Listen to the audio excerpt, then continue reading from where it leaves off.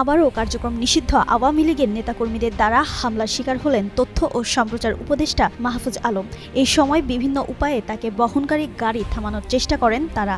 একই সাথে ওই উপদেষ্টার গাড়ি লক্ষ্য করে ডিম ছুড়েন কার্যক্রম নিষিদ্ধ দলটির নেতাকর্মীরা। তবে দ্রুত পরিস্থিতি নিয়ন্ত্রণে আনে পুলিশ এবং গাড়িটি নিরাপদে সরিয়ে নেয়। গেল শুক্রবার স্থানীয় সময় সন্ধ্যা 7টার দিকে লন্ডনের সোয়াস বিশ্ববিদ্যালয়ে আয়োজিত একটি সেমিনার থেকে বের হয়ে যাওয়ার সময় এ ঘটনা ঘটে। সেখানে উপস্থিত থাকা ব্যক্তিরা জানান, বাংলাদেশ হাই কমিশনের একটি কালো রঙের BMW গাড়ি ক্যাম্পাস থেকে বের হয়ে যাওয়ার সময় আওয়ামী লীগের নেতাকর্মীরা গাড়ির সামনে শুয়ে পড়ার চেষ্টা করেন এবং এক পর্যায়ে ডিম নিক্ষেপ করেন। তবে ওই গাড়ির ভেতরে মাহফুজ আলম ছিলেন না বলে দাবি করেছে লন্ডনের বাংলাদেশ হাই কমিশন। হাই কমিশনের প্রেস মিনিস্টার আকবর হোসেন গণমাধ্যমকে বলেন, এই গাড়িতে মাহফুজ আলম আছেন মনে করে আওয়ামী লীগের কর্মীরা ডিম ছুড়লেও তিনি অন্য গাড়িতে করে সোয়াস বিশ্ববিদ্যালয় ত্যাগ করেছেন।